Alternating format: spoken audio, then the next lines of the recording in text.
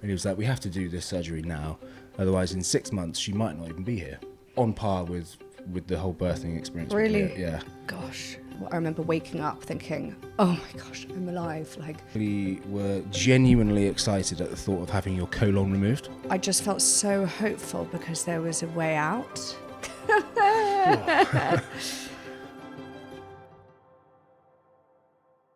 Welcome back to He Said, She Said. We have the Rye Dog. And the Lou Dog. No, what's my name, Ryan? Leslie, I'll call you Leslie. No, how do you normally call my name? Libbey! Shout out to Mike Thompson, your dad. Yeah, that came from him. That's how he enters the house every time. He doesn't even like... Well, to be fair, he does now. He's. I feel like we've bonded over recent months. But He doesn't... He used to just barge straight through and straight past me and he'd be like, Libbey, where are you? Even when I lived with my brother, he would do the same. Like, Yeah. he's not interested in speaking to anyone else. I've got a he said for you guys this week. And I wasn't joking when I said that I'm going to write everything down on my phone. I banked a few. One of them was a bit savage, so I won't put you on the spot. You got quite a few So- WhatsApp groups with yourself, haven't you? I'm a busy lady. You are a busy lady. Yeah, And that's I've got true. a busy head. It's true. That is true. Okay, so let's get into it.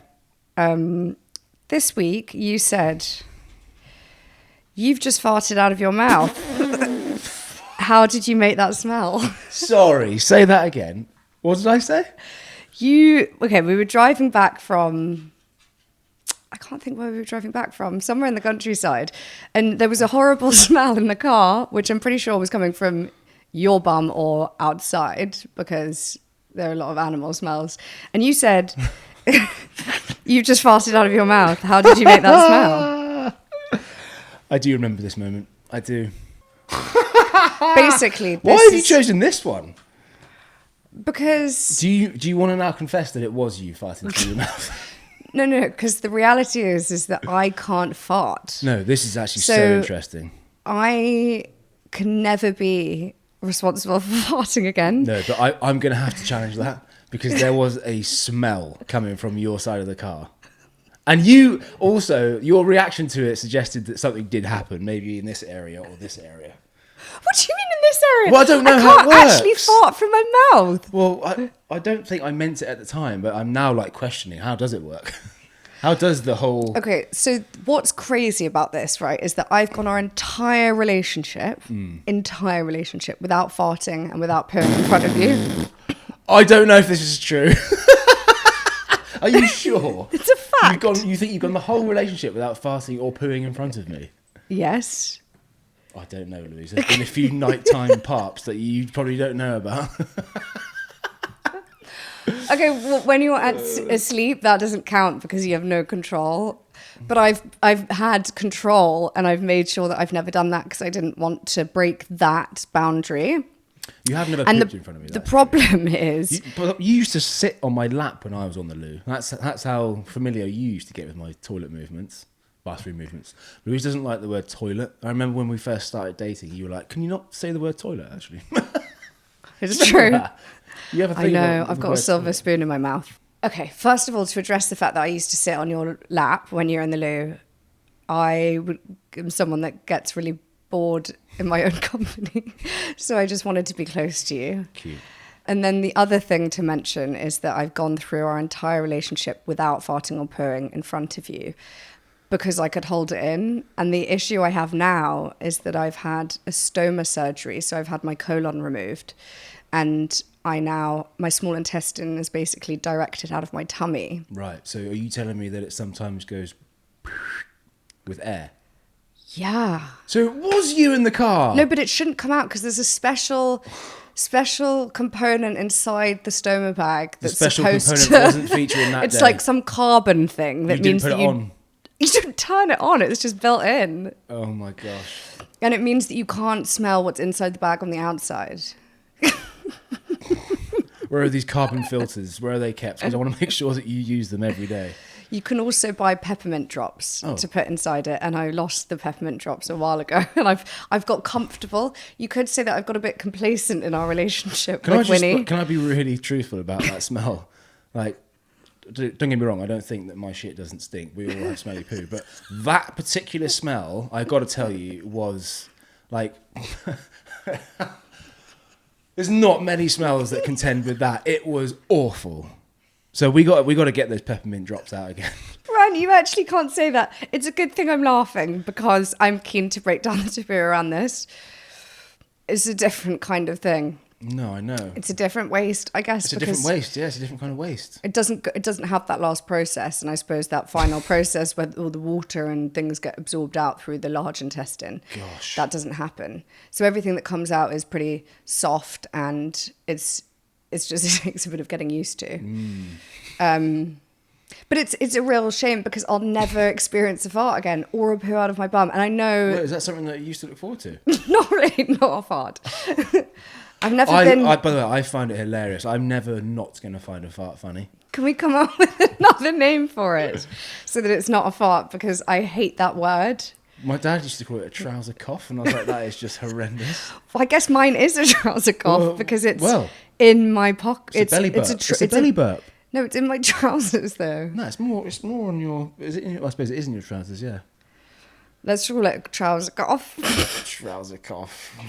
Winnie does a trouser cough. I think it's because Leo's around now. Like, I find it funny, and he obviously now knows the word fart. I know, we really don't want to go there with him though.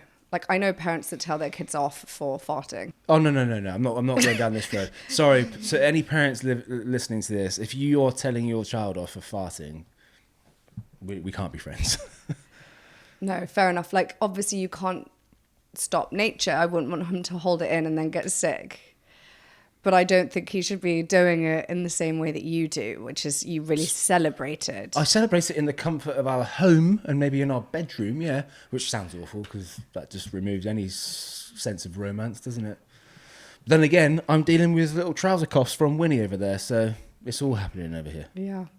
Should we move on to the next part of this conversation? Well, there was something else actually that I overheard you say last week. It's in line with the whole stoma thing. You had a conversation with someone over the phone. You were talking about how you'd adapted to life with the stoma. Yeah. And you mentioned that you had a conversation with your dad about it when I was in the hospital. And I'd love to talk a little bit more about that. Yeah. So I think you said that he'd given you the advice not to make a big deal out of it. Yeah. I love my dad to bits. He's like a very wise man, and I think throughout my childhood or life, he's kind of sprinkled little moments of advice that have really stuck with me. My dad gave me some really good advice when I was in the hospital. You'd gone in for surgery, and obviously I was a complete mess at this point. And there was two really powerful, poignant, special moments that live really clearly in my mind about this particular time.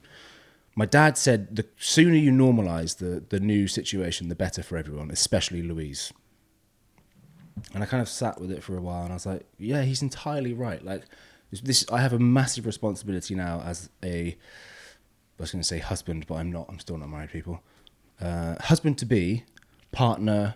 I have a big responsibility to really, like, ensure that you feel safe and that you're not feeling awkward or embarrassed and all those kinds of things. So I really wanted to, as quickly as I possibly could, and do it in a very natural way, by the way. I didn't want to act my way through it, but I just wanted to normalize it. So I know it probably took me a few days to really take a good look at it at home, or was it the hospital maybe? Yeah, I think the first time you ever saw Winnie, and also when I say see Winnie, you saw the bag. You haven't actually seen the red bit that pokes out. I haven't seen what's underneath the bag, but and by the way, I'm not taking any credit or anything here. I think the way you've adjusted to it is a complete miracle, and I could never do it. But I think I've played maybe just like a small, tiny part in normalising the situation. It's quite an unusual thing, isn't it, to have that there? Yeah. Especially when it's trouser coughing in the car next to you. Which, by the way, has happened maybe twice. Yeah. But hang on, can I just go back to a more like serious part of this? Yeah. I had some really good advice from my dad, but it was backed up by a really, really special guy in the hospital. Obviously, we'd been there for, I think, nearly a month in total, coming back from St. Lucia and kind of blue lighting you into hospital and then going through the process of arriving in theatre to have this colon removed.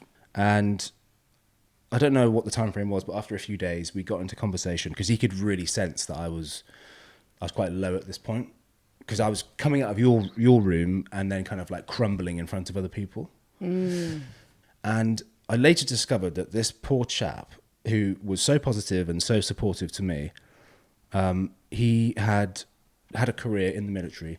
To cut a very long story short, he had a grenade thrown at him, and he lost his entire right leg, the entirety of his manhood, and on top of that, he had a stoma bag. And oh my God, it's actually making me a little bit emotional thinking about this, because we basically were crying in his office about his experiences. He could sense that I was going through something quite tough because of everything that you'd been through. And the one thing he said to me, he was like, all you got to do is just make sure your partner knows that you're there and that you love her. And I just, like, that came at a time when my dad was giving me the advice of normalising it, and the combination of the two was so powerful. It's funny, when you're going through it yourself, you almost detach yourself from the reality. Like, you just need to get through. So whilst you guys and you and my family were leaving the room getting upset after learning the news that I was going to have another significant operation, I was just so thrilled that I got to have an operation and that there was going to be something that changed. That was I just needed to get through that operation. Like, I remember waking up thinking, oh my gosh, I'm alive. Like, and the gratitude I had for that moment was amazing, and really like drove me through those early months in recovery. And I think, especially after going through everything previously with all the childbirth trauma, I had so much extra resilience kind of built up that I did adapt really quite quickly to this major change. And even when I would have meetings with the stoma nurses in the hospital, they were incredible. And I would go back in weekly, because it can be a really hard adaptation for people, like psychologically and physiologically. They were, I think they were very impressed, or they just said the right things, but they were like, this is really remarkable how you're handling this. Because there are some people, that don't even want to change the bag for a month or 2 months. They need like family members to help with that. But I just had to strip away any emotion from it. Gosh, I feel quite emotional because I can see that your eyes are bloodshot. Yeah. Yikes. Should I tell you the hardest part of this is, and you just touched on it super briefly, but it's what's set me off now, is you were sat in a hospital bed and you'd been there for a few weeks, and we'd battled the idea of like, okay, what can we do? What's the alternatives to surgery? Because we were all terrified of surgery to this small body of yours.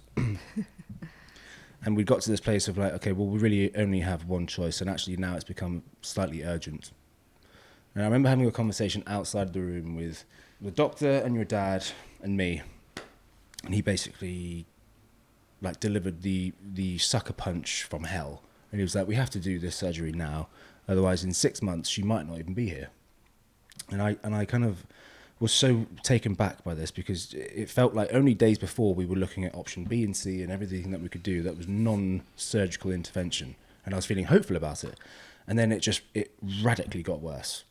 And he delivered this news, and me and Mike kind of looked at each other, and we kind of realised that it had gone from a very scary situation to a very, very real situation all of a sudden. And then we came back into the room with different doctors, and you're sat there. This is the bit that I will probably need to have further conversations around, because it's completely heartbreaking.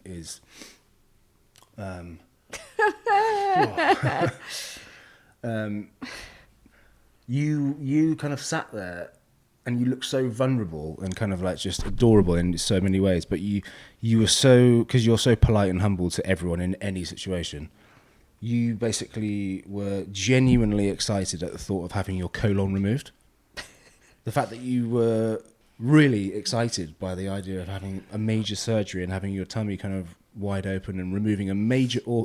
I was just sat at the end of the bed, you didn't look at me, thank God. But I was white as a sheet, crying my eyes out, because I was like, how are we now in this situation where Louise is excited for a major, major surgery? And that was one of the most difficult parts. Probably on par with the whole birthing experience. Really? Yeah. Gosh. But to bring it kind of back up to a more positive, like upshot, the way that you responded to life now with the stoma, it's incredible. It is incredible. I think the reason that I was so excited, which might sound completely crazy given that I'd had a number of really awful surgeries before, and I know that my body seems to react really terribly to surgery. I always develop sepsis, and I always seem to lose a lot of blood. So there's a huge amount of fear wrapped around that surgery, that I might have like more complications. I didn't know what they were going to find inside. I just felt so hopeful because there was a way out. Like, you know, when you're so ill, and for many people, like, there's not a cure for a lot of conditions. So to have an option, to be presented with an option, I'd felt so lucky. And to be working with a young but incredibly respected and trustworthy surgeon, I've landed on gold here. Like, this is going to change my life for the better. And I can't get any worse. Like, I can't, because at that point, obviously, the pain had really got out of control, and I was genuinely going to the loo over 20 times a day. Like, I didn't have, you know, longer than an hour period. 2 hours was the maximum, and I was so hopeful about that. As I was tracking everything down on paper, you know, I was told to make like a diary. I was just losing like so much blood. So I thought, like, this cannot go on, because I can see how I can die. Like, I could see it. And I also spent time in hospital with other people who decided not to have the surgery. And it's a long journey. You know, it can be a long journey to recovery. And I tried other medications before, one of which gave me lupus. I presented all of the options. You know, I did some research. I said, can I try a JAK inhibitor? There must be new things. Can I trial, you know, this new biologic? I'd kind of got to the end of the road with that. Like, this really was my trump card that I was pulling out. You know, my next trump card is potentially having the last bit taken out.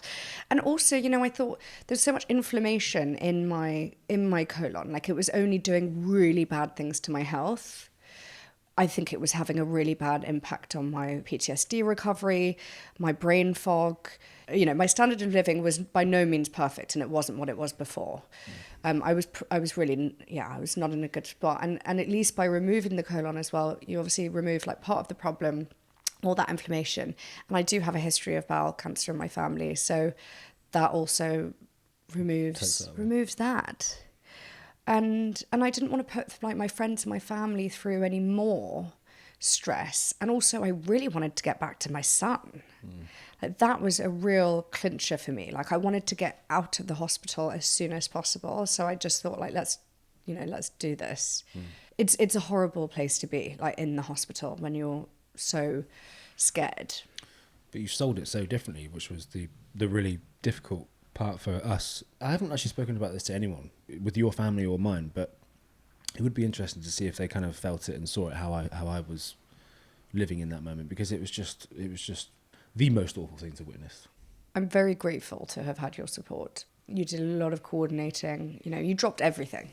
So you couldn't work, you know, you were dropping Leo off. Luckily, he was at nursery, but you came into the hospital every day. You know, I had an experience not long ago where I had to visit a close family member in hospital, and we were there for 3 hours, and it's a big time commitment.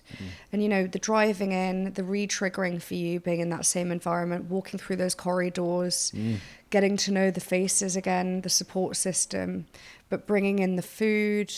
You know, you even took a call when I was readmitted and I had a PTSD attack when I was in one of the wards, because the lady next to me had something really serious happen to her, which was really scary. And I won't go into the details now, but it was in the middle of the night, and the hospital was not equipped to deal with that emergency at that time.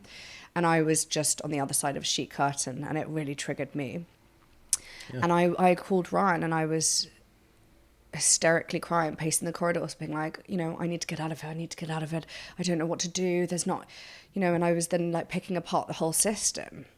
And, you know, and I had then another incident where like a drain was stitched into me internally, and it wasn't removed correctly because the person didn't know, you know, people were avoiding.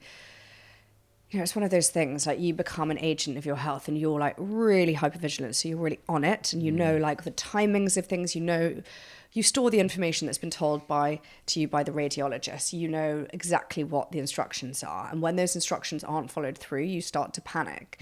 So I started to panic, and then no one wanted to remove this drain, and then somebody offered to do it, and they couldn't do it right, and it was heavily traumatic for me, feeling that all going on, like pulling at my insides. And And you then being at home here is no easier because, yes, you're in a comfier bed, but you're removed from the situation and it's lonely. You're lonely, you're scared, you don't know what you can do to support, and you did everything you could, and you also rallied, all of my family together. You had to coordinate all of the the visits, because I was living, in La La Land, not able to do that really for myself. I'd say that I was a lot more with it at the beginning of this year going into this surgery. It felt, it was a different person.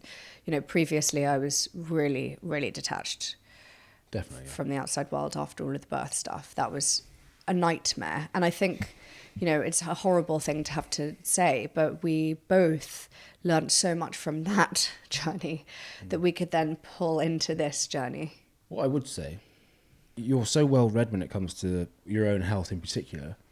I can remember the doctors being like almost impressed with how much you knew in terms of what to expect, what medications to be on, what interventions, what options you've got, all these kinds of things. And I can remember at some point in this, I was like, Louise, you're a terrible patient. Just sit back and let them do their thing. And actually what I've learned, and I think this is maybe the bit that might be helpful to people listening who might have loved ones in hospital now, if you have the clarity of mind to be aware and to ask the questions and to question their every move, I think it's a really, really helpful thing to do. Yeah, there's a fine line between like you not wanting to be a difficult patient and being assertive and just putting your needs at the top of the pile, because at the end of the day, like, a tricky patient is a patient that gets attention and potentially gets cured. You can obviously do it like with grace. You don't have to be demanding or rude. Like, if anything, you really want to keep everybody on side, and you have to. I have a lot of respect for people that work in the medical field. Like, anytime I meet anyone now that's training to be a nurse or a doctor, I practically bow down to them, because I'm like, well, we need people like you. And if there weren't people like that around, it makes me feel emotional, then I'd be dead. So, like, huge amounts of gratitude. But yes, you need to, I would always encourage someone to definitely at least write a list of questions if you can, because then at least you feel like that contact time is not wasted. With hindsight, I wish that I'd gone to those midwife appointments, or even in the room when you were in that 36-hour labour. I wish I had the presence of mind and the confidence to challenge what was happening. You have every right to ask questions. You don't have to just sort of roll over and let them do their thing. To dads out there who are maybe at the start of their journey with expecting babies on the way, like, go to the midwife appointments, ask questions. Don't forget that you have a voice and you have the right to speak in those environments, because you'll save yourself and your partner, arguably more importantly, a lot of like unnecessary strain on the emotions and the kind of what if moments, It's nice to hear that that's something that you wish you'd done. I fucking roll in. I toss and turn every night over it, because I was too trusting in many ways, and too. Even though I was in the room, I probably wasn't in the room enough, and it's kind of painful. So I will keep delivering that bit of advice to any men that want to hear it. I'm really excited about the next part of this podcast, because it means that we get to speak to our audience. Yeah, great. And we've asked some of you guys to send in your own versions of He Said, She Said, and you've really kindly sent some in. So shall I start by reading one? Yeah, please do. This is great. Isn't this great? Yeah. Okay, so the first person has said, I'm having a real problem connecting and communicating with my partner. I feel like this has happened more recently, as it never used to feel like this. I feel like when I'm upset or stressed, even about small things which feel big to me, I'm not supported or listened to. I'm walking on eggshells and holding my feelings in, and I hate not being able to show my sadness without being judged. Wow. Thank you for being so open and honest. And this really leans into the purpose of this podcast, because our main ethos, if you like, is to encourage people to have tricky conversations. Yep. So you kind of hit the nail on the head. So we're really, really grateful for you like leading with that one. Yeah. And we would love to be able to help. Do you have any advice on how to speak to a partner? Yeah. Communicate with a partner. We can give the perspectives of like the males from a male's perspective as well as yours, right? Yeah, and I think really helpful. Yeah. And I also think that like we don't need to be super gender specific. So, I'd love for people to write in and talk about their friendships as well. It can be relationships with work colleagues. It's sort of any pairing of two people. Yeah. Okay, so this first but one. Communication is like the key thing that we want to So this get person into. is struggling to communicate and feels like they haven't really got the space or the time to really be authentic and open with their emotions, yeah? In their relationship. And when this person feels upset or stressed, even about small things, but that feel big to them, they're not supported or listened to. I can relate to that. This is something that we've been through ourselves. We have. Yeah. To give a bit of context for our own situation, I suppose, having been through such a challenging chapter of our lives, I've almost done a 180 or even a 360 on where I've, in my approach to conversations. Historically, I was never much of a talker. I've really struggled with the communication side of things with not just family, but with friends. And I thought that, the answer was really just to kind of dig your heels in, have a stiff upper lip and crack on with things. Don't really complain. Just get on with stuff. And I kind of carried that for many, many years until living through this chapter of, trouble with Leo's delivery, everything that happened afterwards, and then the stoma. Going through something like that, you realise that actually there needs to be a real change in how you go about things. And Louise has always been a really good communicator. She loves to have conversations with people that she knows super well, but even with just anyone at the bus stop, you love to talk to everyone.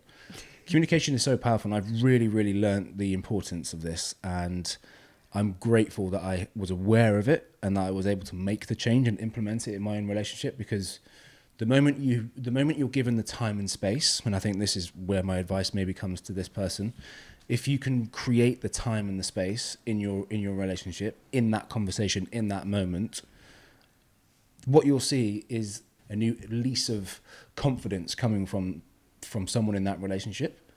We've had moments in the park months back where, I could have gone one of two ways with that situation, because I knew that we were in for a pretty deep conversation because of where we were at with things.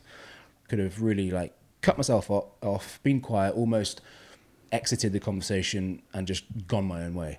But I actually thought now is the time to really sit down and just really speak my truth of my feelings on how we need to remove the friction points and the obstacles in this conversation, and just be really open with how you feel. Yeah. And so you could say that, so the person that's got in touch was probably more like me. And the partner could have been more like you. You've done a 180, as you've said. So, and that's amazing that you're in a place where you feel really confident to have those depthy, conversations now. So how can someone get there? Maybe it's a case, if you use us as an example, by listening to this podcast, you could encourage your partner to listen and say, look at the amazing things that it's offered up their relationship, because we were in a really bad spot before, and now, we're good.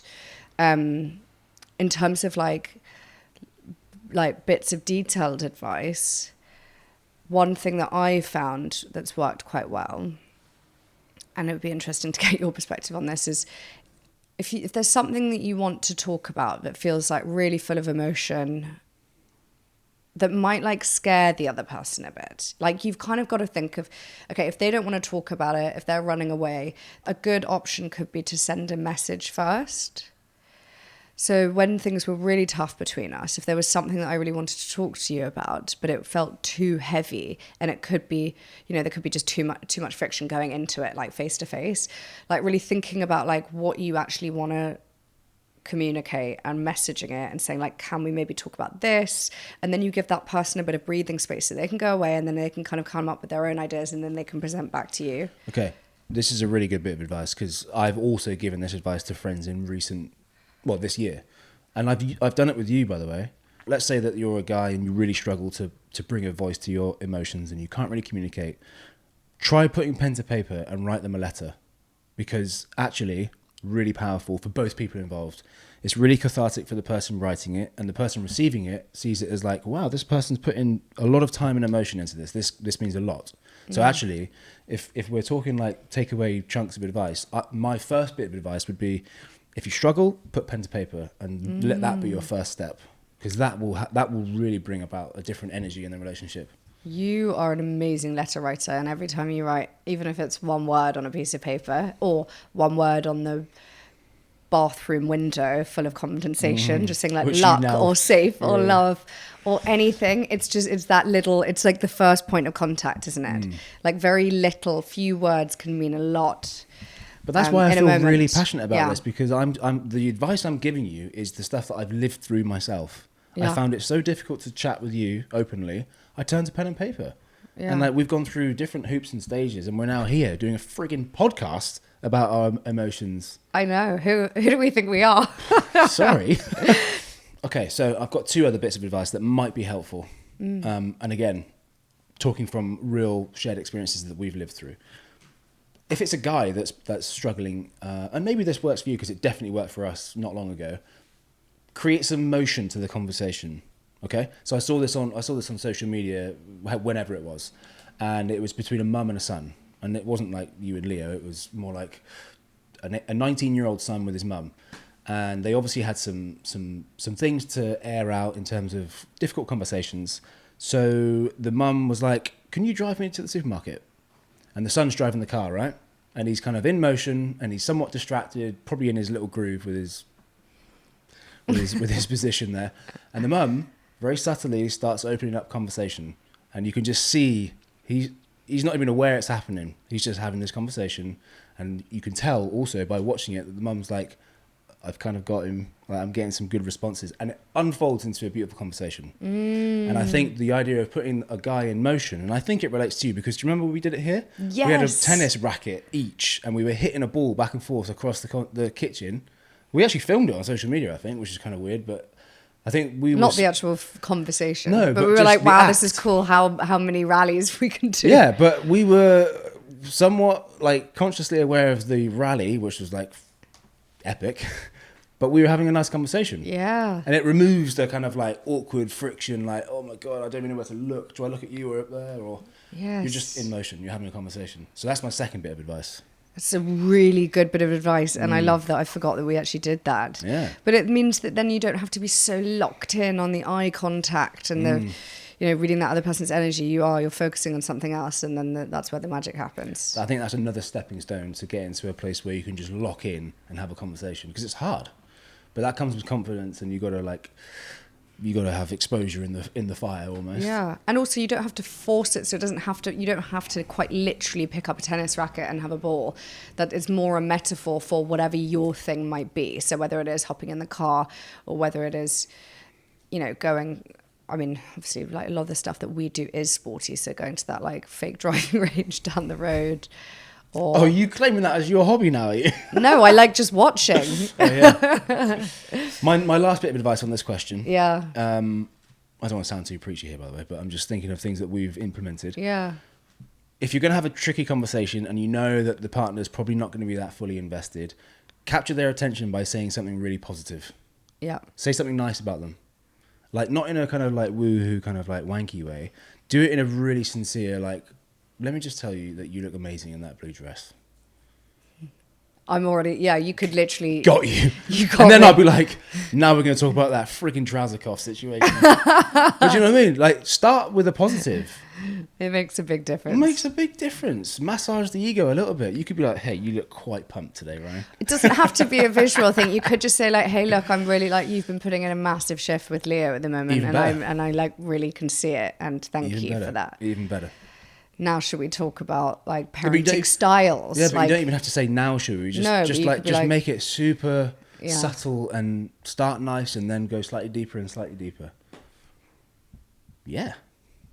That's mine. You do know your stuff, Ryan. I'm like... You're going to have me wrap around your little finger. No, I'm not. I'm not, because I'm not an expert, but I'm thinking really carefully about like what we've been through. Yeah. And actually, when you do think on it, we've tried a lot of ways to get to here. Yeah. And it's taken a long time. It's like, well, or just set up your own podcast and use it as an excuse as like a job. No, 'cause and then I- you get I- to talk about your stuff. We can do this without the cameras, I'd like No, to think. I know. Shit. Next question. Okay, next question. Okay, every time I speak to my oldest friend, she keeps saying, oh, we will meet up soon. But we still haven't met up, and it's been months and years now. But she posts on social media that she's in a pub just up the road despite living nearly an hour away, which can hurt my feelings. Brackets, I'm a sensitive soul. We still send birthday Christmas cards with a little something for our kids. Recently, my child had a very special birthday where they got just a normal card with £20 in it, when I have made an effort for her child's special birthdays. Am I right to feel miffed about the friendship? Thanks. Oh, gosh. Yes, that is so. such a good and relatable point or question. Come on, where are you And at with this? I also really like the fact that you've written in about like a friendship thing, because these are things that people struggle with all the time. So if you've got a friend... Yeah, no, I can think of people. Like, Okay, as in, go. this is a direct relation Go. to things like that I have open in my life at the moment. It's so hard. Okay, so I also have a friend who I've always made a massive effort with when it comes to birthdays. And I'll hold my hands up. I'm quite crap at letter writing. You know, you're really good at like thank you letters, you know, letters. And I'm really trying to get more organized with things like birthdays. But I have a friend that I have always made a big effort with for birthdays, always attending birthday parties, giving letters, thoughtful gifts. And that person hasn't come to a lot of the birthday parties that I've organized. And equally, you know, I've tried to reach out to hang out a few times, and I can't really get anything back. Okay, so what we're getting... So but you I can can relate. really relate to that. But I So can what's the also advice? really relate to being on the other side of the coin, which makes this just a really juicy question, because I've been both parties. So I get your frustration and upset, because I'm also a really sensitive person, and it's hard not to take those kinds of things personally. But I've also been the other person who's like been a bit crap, and who's been really bad at responding, and who, you know, is just like laser focused on me getting stuff done, doing what I need to do in order to just live. First of all, I'd say like try not to take it personally, because this is not about you. It is about them. It's that cliche thing of like, it's not me, it's you. It's about them. It's about the way that they're constructing their life at the moment, and you can't really analyze that because you're not in their head. If you're feeling brave enough, I would send a message, write a letter, you know, really think about it, and ask them, and just be really honest with how you're feeling. Like, it's the only way that you're going to get an answer. Is you say, this is what I'm seeing. This is how I'm feeling. Do you feel the same? Because without the communication, I think the problem here is the breakdown in the communication, because I bet you have not got in touch and said, hey, look, I feel like I'm doing X and you're doing Y. I've seen that you're in my pub because I can see it on social media, and you're not here. So I think what you're saying is don't assume anything, because that's a mistake to make in any relationship, whether it's friends or relationship. Don't assume anything. Make sure you're clear on like the communication you're really having. So like maybe the person who is ghosting you, or you think they're ghosting you, is actually struggling with something that's happened previously, and they don't know how to like process it or move past it. So don't assume they're like deliberately blanking you. Reach out to them and be like, can we talk? I feel like this issue just actually requires like another hard conversation. It's a hard conversation. But at the moment, she's assuming something, and she's like making her own conclusion of this story, and she's like, "Oh my god, what have I done wrong?" It's like all the what ifs, like what have I done? You just have to talk about it. You can't assume anything. I'm also going to throw in a recommendation here. Read Nonviolent Communication. I think it's an audiobook as well if you want to listen. It's a really good one for having tricky conversations. I have this, by the way, with people that I see a lot. I won't say names, but I work with people, and the time in between, like in person time, which is always great and I have so much fun. The time in between, there's a lot of nuances, there's a lot of miscommunication, misinterpretation, and it can really like feel quite worrying sometimes, because you're like, oh my god, are we still good?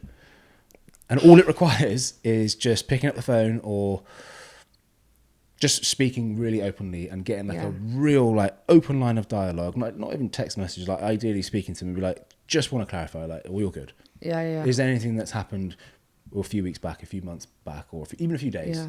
Like, do we need to just talk about something? Because I don't want to get anything wrong in this relationship, and I really want it to work. Yes. And then at least you give them the opportunity to reply, and if they don't, then you actually might have to question what you want or what you're getting out of that relationship. And totally. you might Yeah. have to look elsewhere for like needs that aren't being met, because sometimes, life does change, and so do friendships. 100%. We would love to hear more of your dilemmas. And if there's guys out there listening to this, which I really hope there is, by the way, please don't feel that this is not the space for you. Like, really and truly, Louise could have done a podcast just by herself and it would have done really, really well. But the idea is that we're doing it together so we get a really balanced perspective of both male and female. And I think it's a really cool opportunity. And, arguably I've got a little bit of a responsibility for us men to like step into this field of difficult conversations. So please, I would love to read your questions or concerns and maybe offer advice where possible. Yeah, and you guys can find the email address to send them in the show notes below. I can't wait. I actually can't wait as well. I'm really looking forward to next week. If you guys are listening on audio, then please follow us on your favourite podcast app. Otherwise, you can watch us over on YouTube and give us a subscribe. And follow us on Instagram, please. And I think that's a wrap. Woohoo! Smack. Cheers. I feel like we need a little ritual with our favourite lobster. Oh, great idea. Give him a kiss.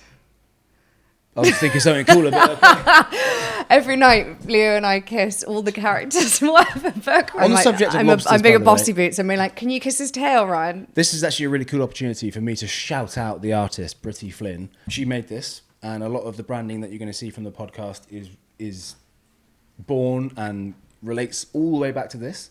But the symbol of lobsters is like we're in it together for the long run. Like, it's a real demonstration of love. Really? Of love. And I only just recently realised this. So not only is the lobster like the artist's like signature, she has it on most of her pieces, if not all of them. It's us. I thought that We're was the penguins. lobster. I thought lobsters because I was reading, what was it, like 12 Reasons to... No. Maybe the penguin as well, but let's just go with the I story feel for like now. lobsters are quite like combative. Like the male lobster. The lobsters are like, I ain't going nowhere. They fight though. I love lobsters. Look at them. Thank you guys so much for listening. It means a lot to us, and we will see you next week.